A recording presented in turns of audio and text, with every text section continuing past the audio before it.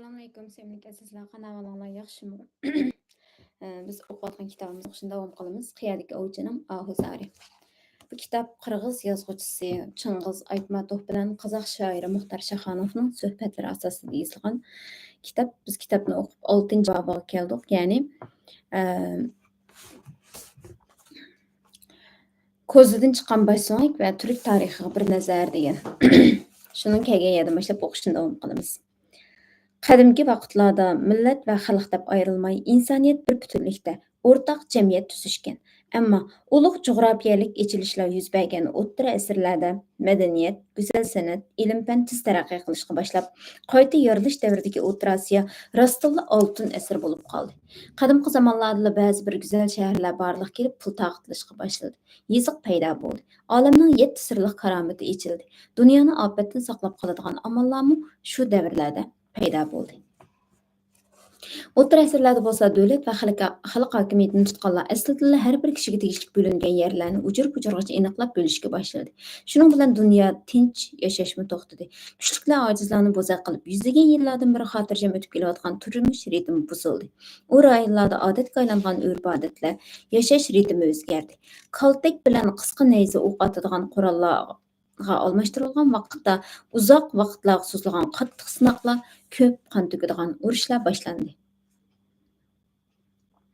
Buyuk rassom bir yo'llividining Pompeyaning oxirgi kuni degan sizmasiga qarasak, o't kuygan, o'layotgan odamlarning holsizlanganligini, qayg'usini ko'rib, yana shu o'nlagan yillarni, asrlarni, o'g'lini dahshatli urushlar elib ketib, qizni Qrimga qulchilikqa haydagan vaqtlarni qayta ko'rgandek bo'lamiz. Aytmatov. Gullab yashnagan vaqtlarda cheklimga uchragan rayonlar, xalqlar, masalan, ruslar, ukrainlar, belaruslar qaysi asrlarda bo'lmasin qo'shni yashashgan. Ig'ir sinoqlar kelgan dahshatli urush vaqtlaridami shu azoblarni birga tatib, bir-biriga yor yo'lakda bo'lib kelishgan. Dal ashuningga o'xshash bizning davrimizgacha yoki Turkiy xalqlarning tarixiy manbalarida Uysun xaqonligi, Qanli xaqonligi, Turk xaqonligi, Turkesh xaqonligi, Qorliq xaqonligi, Qipchoq xaqonligi, Dashti Qipchoq eli, O'g'iz xaqonligi deb har turli atilib kelgan Turkiy xalqlarimi bir-biri bilan yaqinchilikda birlashib o'tishgan. Bu u yo'chun el deb bir-birini bo'lishgan emas. Shaxonov. Bizning tarixchi olimlarimiz va o'tgan zamonni tadqiqotchilar burnining uchida, ko'zining oldida turgan faktlarga ko'ngil bo'lishmaydi. Qozoqlarning 1956-yili paydo bo'lishiga bu xalq oydan tushib qolgandekla muomala qilishidi. Ular shundoq neriq davrlarni nazarga elishmaydi. Qadimgi zamonlarni demayli qo'yay, xalqlar hozirgida xalq bo'lib tarqalguncha, qadimgi zamonlardan biri ba'zida har xil to'plarni tuzib, ba'zi obyektiv sabablar tufaylidan qayta bo'linib turishgan. Biroq hammadan yomoni ko'plagan tarixchilar o'tgangi davrlarga hozirgi kishilar ko'zi bilan qarab, tarixiy voqealarga bugungi kunning pozitsiyasi bilan baho berishidi. Bunday tushuncha va tafakkurimiz bilan biz ancha yiroqqa bora olmaymiz. Aytmatov. Koni fransuz ensiklopediyasida Hollarga, Hon ordisiga yana boshqa ko'plagan ko'chman qabilalar va xalqlar taalluq. Hollarning eng qudrat topgan vaqti Hollarga Atilla yetakchilik qilgan vaqt. U chaqda ular insoniyat o'ltiraqlashgan yerning yarmini egallab turishgan deb yozilgan. Atilla Hollarning milodidan burungi 5-asrda yashagan yo'lboshchisi. Uning haqiqiy ismi Edil Batur Munduzov o'g'li. Hon ordisi Kaspiy dengizining shimoliy tarafiga joylashgan.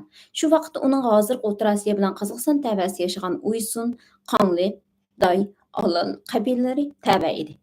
Bu to'g'rida Ani Birnishtam mundaq deb yozgan. Hollar va O'rta Osiyo qabilalar ittifoqining roli O'rta Osiyoga chechilgan qabilalarning birlashishiga ham keyinchi Qirg'iz, Qozoq, yana boshqa har qaysi turkman xalqlarining shakllanishiga asoslangan. Mana bu olimning bir qadar konkret chiqargan yakuni. Yana Fransiya tarixchisi A. Tarri o'z asarida Attillaning ismi insoniyat tarixida Aleksandr Makedonskiy va Yuli Tesar bilan bir qatorda turdi. Aleksandr Makedonskiy Iskandar Zulqarnayn deb qaraladi. deb yuqori baho bergan. Edil Batur hayot vaqtida butun Yevropadan chiqib, u to'g'risida necha she'r, drama dastonlar yozilib, Baturning ismi asrlardan asrlarga yetib kelmoqda. Şahanov. Haqiqatan to'g'ri. Qozoq yozuvchisi Tursun Jurtiboyev bilan yosh olim Samat O'taniyozovning tadqiqot maqolasidan boshqa Atilla Edil haqida yozilgan asarlarni uchirtanmadim. Edil Boturning hayoti va uning botirona harbiy yurishlaridan bizga ma'lumot yetkazganlar Ani Birnicham, Iordan, Leni Gumleyev, Pirsik Stasiyolovishlar bo'ldi. Bularning hammasi yaqin va yiroq chet rayonlarda yashagan tarixchilar bo'lib hisoblanadi. Uningdan boshqa K. Marks bilan F. Engelsning asarlaridami Atilla'ning ismi uchraydi. K. Marks degan Karl Marksni ko'rsatdi. Bir asrda Napoleon to'g'risida yozib deb uni Atilla bilan selishtirib mundaq deb yozgan. Atilla va uning ho'llari italiyaliklarga xuddi nozik farishtadeklar ko'rinadi. Grek yazgıcı Persik 448-yili Hun ordisiga kelib Atilla bilan ko'rishadi. U ularning yo'lboshchisini sirtqi ko'rinishda mundaq suratlaydi. Ko'rgan kishi darhalla uning haqiqiy Osiyolik ekanligini aytadi. O'ttir bo'y, beshi cho'ng, qomatlik, ko'zi sal qisilgan, qaragan yerini o'yib oladigandek o'tkir, qadamlari cho'ng ham tiz, ovozi kumush qo'ng'iroqdek yaqimliq. Aytmatov. Fransuz olimlari qadimgi dunyo tarixining bilarmanlari. Ular Hun ordisining tarixini nihoyat cho'nqur tadqiq qilgan. Atilla'ning ordisini baholab, uning qomus deb ataladigan ishkanligini yozishdi. Bu butun turk xalqlarining eng danglik ichimligi qimiz emasmi? Shahanov. Biroq Atilla'ning qimizni to'yg'icha ichib olib, o'zining oltin yayla atalgan tulpari bilan cho'ng qo'shinni boshlab yiroqdagi Rimga yurish qilishi sababsiz bo'lmasa kerak. Buningga qandaqdir bir cho'ng sabab bo'lishi mumkin. Rim milodiya 4-5 asrlarda butkul Yevropani qul qilib, qattiq tartib bilan boshqarib turgan kuchli imperiya emasmidi? Atilla hokimiyat ustiga chiqib, Orxon Anasay vodilaridan Denpirgacha bo'lgan cheksiz zaminlarni boshqarib turayotgandila Rim bilan do'stlik munosabatda bo'lish yoki ittifoqdoshlik munosabat tuzishga intilgan. Biroq Rimliklarning o'zlarining chegarasiga yaqin o'rinda paydo bo'lishgan turklarning ko'chman qabilalarini ancha yaxshi qarshi olgan emas. Ko'chmanlarning doim ko'chib o'rin almashtirib turishi, ba'zida Rimliklar egillagan yerlarga kirib ketishi albatta Rimliklarga yoqqani yo'q. Agar turklarning Rimliklarning chegarasiga yaqin o'ltiraqlashib qolsa, ular hamisha qo'rqinch tug'dirib turishadi. Albatta bunday qo'rqitishlar ular muncha qolmay ma'qul bo'lishi mumkin emas-da. Ularning elchisi elib kelgan maktubga mensimgandek muomala qilib javob bermay qo'yishgan. Hatto ularning yo'lboshchisining g'azabidan qechib, Rimda qo'g'danishgan qul dedeklarni hurmat bilan qarshi elib, ularni Atillaga qarshi tashkillashga boshlagan. Ulardan askar to'plab, ularga qarshi yurish qildirgan. Buningdan 15 asr burun qog'oz yuzga tushgan yozmalarda Grek yozuvchisi Persik biz uning ko'plagan askarlar kuzatchilikdagi chidiriga kirdik. Atilla yog'och o'rindiqda o'tirgan edi. Biz kirgan yerimizda turib qoldik. Maksimin imperatorga yaqin berib salom berdi. Padişah əvətgən soğuk salomlarını tapşırıb, padişah sizge ve ailedikingizlərə çindildən salametlik, uzun ömür tilidi dedi Atilla. Mənmi padişah şundaq tilek tileymen dep cavab berdi. Bizning peşimizde yenimizde turgan Vigilge tikilip durup varqarashqa başladı. O Vigilni, "Uyatsiz hayvan" dedi. Hiç narsa bo'lmagandek uyalmasdan padişah sarayga kirib, bizi bilan turg'unish uchun Ular bilan Rimliklar orasidagi kelishimga asosan Rimliklar qochqon qullarni qaytarib berish kerak edi. Bo'lmasa Rimliklar Ularga elchilarini avatishi mumkin emas. U, "Men sening bu qiliqing uchun go'shingni yirtqich-qushlarga yem qilmoqchi edim. Biroq diplomatiyalik kelishimni buzg'im kelmadi. Bizdan qochqonlar Rimdan nihoyat ko'p" deb xatchisiga qochqonlarning tizimini o'qishga buyurdi deb yozadi. Aytmatov. Bu birinchisi. Ikkinchisi Rimliklar Atilla avatgan elchilarni ozdirib, setib olishga uringan. Qaytib berib Atillani o'ltirsang oltinga ko'milasan deb aytishgan. Bundaq satqinliklarni shu vaqtga Rim imperatori Feodosiy II bilan ahd qilingan episkop Xristaqi uyushtirishga harakat qilishgan. Ikki cho'ng imperiyaning qo'shindachiligida tinch yasholmaydiganligiga ko'zi yetgan Atilla oltin yaylasiga minudida Katolon dalasiga ketadi. Dunay, Reyn va Nikkaro daryolari bo'yida yashayotgan ko'plagan xalqlar Rimliklarning izishidan qutulib Atillaga qo'shilib ketadi. Hatto Germanlik Frank qabilasi Atillaning qo'l ostiga o'tish uchun o'zlarining karolini o'ltirib o'tadi. Teoringillar Qabilasi bilan Yurgullar podshohligi o'z ixtiyorligi bilan Mo'g'ullarga qo'shilib ketadi. Ilgari hech qachon birlashib boqmagan, bir-biri bilan ittifoq yo'q xalqlar shunday qilib Rimliklarga qarshi kurash uchun Mo'g'ullarning bayrog'i ostida to'planadi. Bumu Atilla'nın danışman el boshqarg'uchi, kelgusini oldin ko'rar siyosatchi, askar besh ekanligini ko'rsatib turdi. Rimliklar xumsliq qilgandan keyin shunga berib hujum qildi ekanda. Shaxanov 451-yili 6 aprelda Atilla men ya'ni Metis shahrini egallaydi-da, yana ozgina vaqtdan keyin Kataloniya vodisida Rim askarlari bilan uchrashadi. Dunyo tarixida Katalon urushi degan nom bilan atalgan bu ulug' urushni siz yaxshi bilasiz. Albatta. Shaxanov. Bu qirg'inda ikki tarafdan jami 165 ming odam o'ldi. Pirsik bu qirg'inni o'z ko'zi bilan ko'rgan. Bir haftacha atrofni bo'ztumon qoplab hech narsa ko'rinmadi. Daryolar, eriqlar va ozg'onlar to'kilgan qonga liq to'ldi. Osmonni yerdagi o'liklarni deb har tarafdan uchib kelgan quzg'unlar qoplab ketdiki, qo'y qopdek qo'rqinchli bo'lib qoldi. U urushdan keyingi maydon ahvolini suratlab mana shunday yozadi. Katalonda g'alabaga erishgan Attila Italiyaning shimoliga joylashgan Terror, Akvali, Milan va boshqa shaharlarni keyni-keynidan o'ziga qartib, Rimning oltin darvozasini ichib, uningga g'alaba bilan kirishga tutish qiladi. Aytmatov. Attila Rimga kirgandan keyin Burgund qarolining qarindoshi go'zal Ildiona uning millati namka edi. Ildionaga o'linishni orzu qilib, to'yga tayyorlik ko'rdi. İnsaniyet o'ltiraqlashgan zaminning hammasini degidek beqindirgan Mo'g'ullarning yo'lboshchisi o'zining to'y kuni sirliq suiqasd, bu o'limning siri hozirgacha echilgani yo'q, bilan jinidan judo bo'ldi. Attila bilan butun Osiyo va Yevropani birga besib o'tgan, barliq urushlarda birga bo'lgan Turkning 40 qabila xalqi intayin chunqur qayg'uga cho'kdi. O'tgan zamonning tarixiy yozmalarida Attilaning 3 ayoli, Kirke, Krimxilda, Reykallardan 7 o'g'il, Illaq, Dingizek, Ernak, Imnazar, Ota, Iskalma, Uzuntura tug'ilgan deb bayon qilinadi. Illaq Qora dengizdan Volga va Ural daryolarigacha bo'lgan ko'p rayonlarni boshqargan. Bu yerda keyin Turk xoqonligi, undan keyin Hazar davlati barliqqa keldi. Shaxanov. Yevropa xalqlari hozirgacha Atillani ulug' yo'lboshchi va askarbesh qatorida es kelishadi. U to'g'risida ko'plagan rivoyat, cho'chaklar va go'zal san'at asarlari, she'r, doston, drama, tarixiy romanlar bor. Ular oltin yaylaning tuyqi bir tekkan yer qayta ko'karmas degan so'zini Attila o'zi aytgan deyishadi. Oltin yayla degan Attilaning itining ismiga boy chiqdi. U 15 asr burun yaşagan bolsa-mu, öz xalqining va davrining ulug'i sanalgan. Shunga uning ismi bilan hozirgi Volga daryosi Idil deb atalgan. Qozoq xalqining eg'iz adabiyotida u haqida yozilgan mundaq bir alayda doston bor. Ilgarida ko'p elning hammani tiz puktirgan, g'arbdagi ko'p yurtni bir chiviqda haydigan. Butkul turk xalqini dunyoga xo'ja bo'lsin deb mushu shum yolg'on dunyodan Idil Batur ham o'tgan.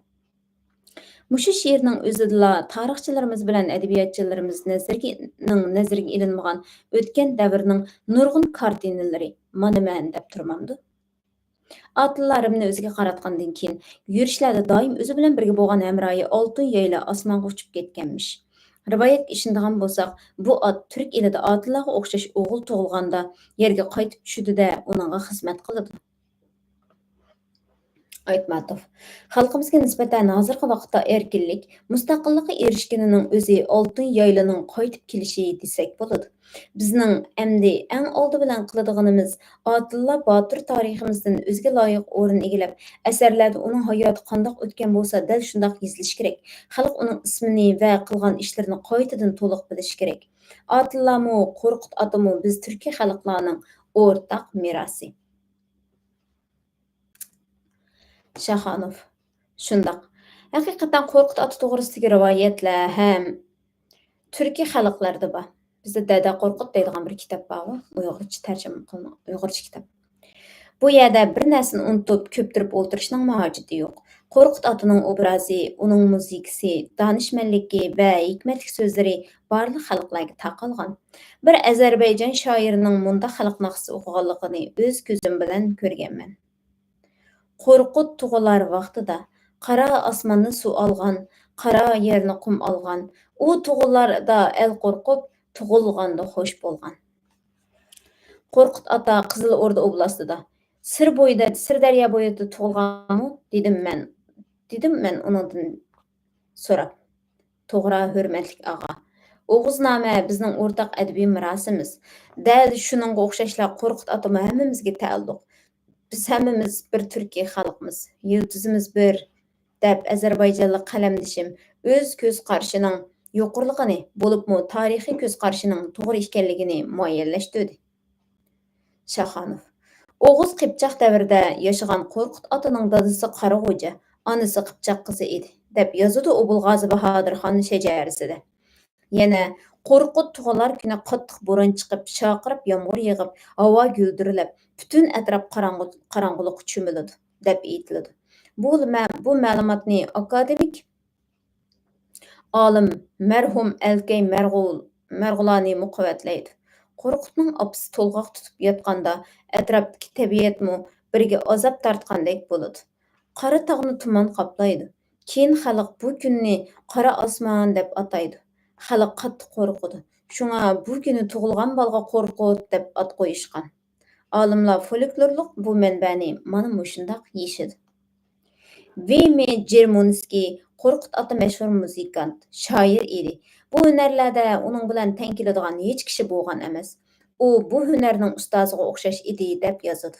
Yana boshqa ma'lumotlardan Qo'rqut otaning Inalxon, Do'yxon, Ko'l Erka, Tumanxon, Qo'ngli xo'jalarning maslahatchisi va bosh vaziri bo'lganligini, el boshqarishda behisob tuhfalarning borligini bilishga bo'ladi. U atoqliq siyosatchi edi. Folklorda yana bir qiziq ma'lumot bor. Rivoyatlarda Qo'rqut otaning qozoq xalqining cholg'u asbobi qo'mizni o'z qo'li bilan yasaganligi aytiladi. Qo'miz. Xalq bizning davrimizgacha yetib kelgan ko'p kuylarni Qo'rqut ota ijod qilgan deb qaraydi.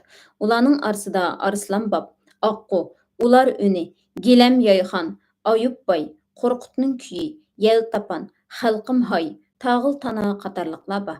Bu ahanglar qo'mizda o'rindashga loyiqlashtirilgan. Buningdan boshqa yana shu ahanglardan shoxlab chiqqan ko'plagan ahang kuylar bor. Aytmatov. Qo'rqut shamoldek uchgan yeltapan tugisiga minib, o'limdan qochib qutulishga harakat qiladi. Biroq qayerlarga bormasin, o'ziga go'r qiziyotgan odamlarni ko'radi. Uzun quloq qerilar, qayerga borsang yanala Qo'rqutning go'ri degan maqol shuningdan qolgan ekan deyishidi. Shaxonov. Men bununla münasibətli qızqarlıq bir pərəzini aytqım keladi. Yazğıcı hem tarixçi Qo'yshi Zag'ara, Salg'arin ota yurtimizning tarixini tadqiq qilish uchun ko'p əmgək singdirib, qadimgi davrlar haqida 4 tarix kitob yozdi. Kunba degan romanida u Jungo tarixi yozmalarida qayd qilingan Tunyuqoq bilan Qo'rqut ota ikkisi birlikshi bo'lishi mumkin deb faraz qiladi-da, uni dalillash uchun kitobning bir bo'limida faktlarni keltirdi. Bu to'limi qiziq va botil farazni burun hech kishi aytib boqmagan. Hech kishi ko'ngil qo'yib tadqiqni ko'rmagan. Rostla qadimgi bu ikki ko'chman odamning, ikki ulug' odamning hayotini selishtirganda ko'p o'rtoqlik va o'xshashliklarni tepishga bo'ladi. Ular maslahatchi bo'lib xizmat qilishgan xonlarning ismlari, ularning bolalarining soni, ba'zi bir qiliqlari, qilgan ishlari, hatto xonlar bilan so'zlashgan suhbatlaridagi ba'zi talashgan masalalari bir-biriga dal keladi. Birli farqi Qo'rqut otaning qabrisi Sirdaryosining bo'yida deb taxmin etilsa, Tunyuquq Mongoliyada vafot bo'lgan. Biroq bu dal kelmagan o'xshamaslikni ilmiy ko'z qarash bilan tushuntirishga bo'ladi. Qo'rqut ota ko'milgan degan qabrlar bir qancha yerdan topilgan, ammo uning meyiti birli joyda bo'lishi kerak-da. Undaqda qaysi qabristonlikda? Darbandmi, Turkiyadami, Sirdaryo bo'yidami yoki Mongoliyadami? Zoda qaysi qabristonlikda Qo'rqut otaning tini yotadi? Hozirgacha hech kishi bu masala ustida cho'nqur tadqiqot olib borgani yo'q. 9-asrda Sirdaryo bo'yida yasalgan Qo'rqut otaning nihoyat ko'rkam, ichki yiziqlar bilan to'lgan gumbizini keyingi asrlarda salkilib vayron qilib o'tgan. Ammo ulug' kishining so'ngaklarini yerli kishilar boshqa yerga qaytib ko'mishgan. 1980-yili Olmatolik arxeolog Bek Ibroyevning loyihashi bo'yicha Qo'rqut otaning qabrisi ustiga ko'na muzikalik asbob qımız şəkildəki zor məqbərə yasaldı. Nəhayət yaxşı yasalğan bu qəbrə şu vaqtdakı Qızıl Orda oblastının Qaramaxşin Nailiyyət Partiya Komitetinin baş katibi, xalq mirasları üçün kuyub pişqan, xalq arasında hürmeti zor, rəhmətlik üçün Koşurbayevning təşəbbüsü boyunca turğuzulğan. Koşurbayevning təşəbbüs qilishi bilan turğuzulğan yadigarlıq xalq xizmət qilib, xalq uchun yasalgan bo'lsa-mu, u doim chetga qilib turdi. Uning masalasi Qozog'iston Kompartiyasi Markaziy komitet byurosidan qarab chiqarilgan. Qo'rqut ota maqbarasining eng karomat bir aloyidligi shuki, shamol chiqishga boshlaganda maqbara qo'rqutni eslab, seg'inib qayg'urgandek, keng dalada qumizning ovozi anglanishga boshlaydi. Qo'rqut otaning ro'yiga uning avlodlari mana shundoq maqbara turg'izish orqali hurmatini bildirishdi. Atilla bizning Idil Botur Yiroq Italiyada qazo qildi. Qo'rqut ota o'z yeriga ko'mildi. Endi Sulton Beyboris to'g'risida ozroq so'zlasak, u bizning eng ulug' vatandoshlarimizning biri. U Damaskdagi Bab Idil Barit qabristonligiga dafn qilingan. Bu to'g'risida Qozoq Sovet ensiklopediyasida mundaq yozilgan. Qozoq xalqidan chiqqan Mang'ishloq yarim orolida yashashgan Berish qabilasidan otasining ismi Jamoq, onasining ismi Oyak. Mo'ng'ullarning yurishi vaqtida 10 yoshlik Beyboris tutqun qilinib Damaskda 800 dirhamga qulluq setiladi. Felshitinsky Beyboris to'g'risidagi asarda mundaq deb yozadi. Mo'ng'ullar Qora dengiz bo'yidagi ko'chman turk qipchoqlarini qo'lga tushirib, ularni italiyalik savdogarlarga sotgan. Ular bu qullarni Misr sultonlariga avatib turishgan. Ular yosh tutqunlarni islom diniga kirgizib, musulmoncha ot qo'yib, askariy mahoratlarni o'rgatib, saroy saqchiligiga solgan. Misrga setilib kishanlangan ashu qullarning biri Beyboris edi. Shu vaqtda islom dunyosida ikki yo'nalishdagi diniy iqim, sunniylar bilan shialar o'rtasida kurash bo'layotdi. Oxirida Muhammad alayhissalomning kuyovli Ali raziyallohu anhu yengib chiqadi. U yengib chiqqan bo'lsa, xalqning g'azabidan qo'rqib, nigir qullarni setib olib, ularga hunar o'rgatib, o'ziga soqchi qilib oladi. Bundaq askarlarni mamlukiylar deb atashadi. Tutqunga tushgan yosh qozoq balami shu mamlukiylarning qatoriga qo'shilib, davlat soqchisi bo'lib, nigirlar bilan birga davlatga xizmat qilishga boshlagan. Aytmatov. Beyborisning kotibi Muhiddin ibn Azroir Sulton Beyborisning hayoti degan kitobida Beyborisning Misrning podshohlik taxtida o'tirgan vaqtlarini tasvirlab,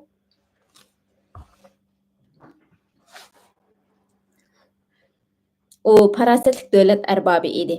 Xalq uningdan burun va uningdan keyingi 100 yil vaqt ichida uning hokimiyat yurgizgan vaqtidagidek undaq tinch va xotirjam yashamagan. U Misr bilan Suriyada xotirjam turmush barpo qilgan, dehqonchilik va erkin savdoga alohida ko'ngil bo'lganlikdan odatiy xalqning turmushi bag'ansir yaxshilangan. Uning ilib borgan urushlari g'alaba bilan oyoqlashgan. U ahli salab qo'shinlarini vayron qilib, ularning ulug' yurishini to'xtatib, qayta kelgusiz qilib qo'g'lab etgan. U Mo'ng'ullarning hujumini to'xtatib, Misrni halokatdan saqlagan va Bag'dod qatorliq shaharlarni bo'lishib olish va vayron qilishdan qo'g'dab, ularni orqaga chekindirgan deb yozadi. 10 yoshida qulga aylangan, arablarni zodli ko'migan bola qanday qilib arab rayonlarining birinchi boshlig'i bo'lib qoldi? Buning o'zi bir tepishmoq, siri yeshilmagan bir savol. Beyboris birinchi qatim qora askarlar qatoridan sug'urilib chiqib,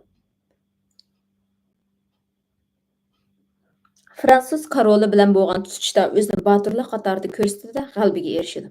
Keyin u soqchilarning askar boshlig'i bo'lib qoldi. U qattiq tartib o'rnatib podshoh saroyi va shahar ichidagi o'g'ir qaroqchilarni tutdi.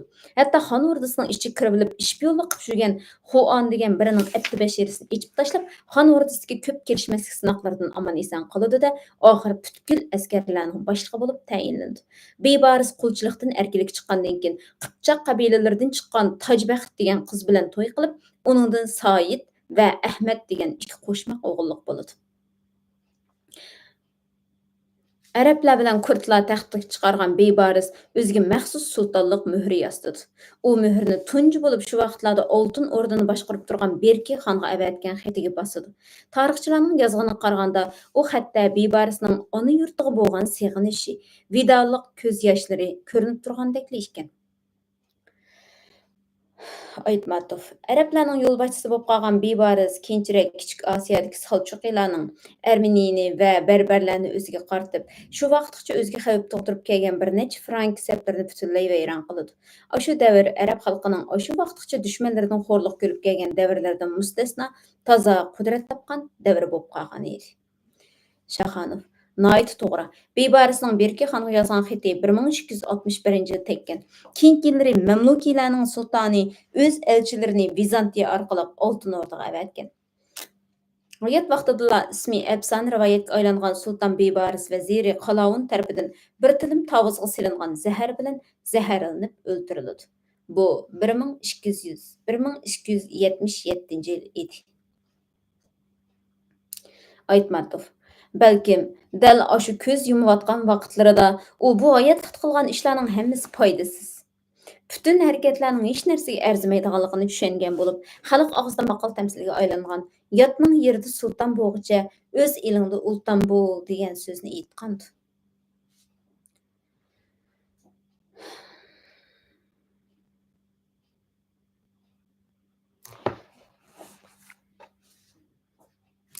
O'zining yerida ulton bo'lish uchun o'zining sultoni bo'lish kerak. O'zining sultoni bo'lmagan yerda o'z jutida ultonmi bo'g'ilmaydi mana bizdek. Şoňa xalq maqal tamsillari bizning ota-bobolarimizning aql parasatining javhari. Onunğa boyun tovliq qilmaymiz, ammo hozirgidek vaqtda shundoq o'zining jutiga borib sulton bo'g'ilib bo'lmasa, xalqning jutida sulton bo'lishga tirishish kerak. Anda o'zining jutini hech unutmasdan, o'zining juti uchun xizmat qilishga har vaqt tayyor turish kerak. Bo'lmasa hamma yerda ulton bo'lib, o'zigimi sulton bo'g'ilmaydi, iliq bir davlatgan. Shunami? Bizga nisbatan elib aytgan vaqtida buningki o'zimizning jutida ulton bo'lolmagandan keyin o'ziga jutda sulton bo'lib yashashga tirishsak, vaqt kelganda o'zimizning jutiga yaxshi xizmatlarni qila olamiz.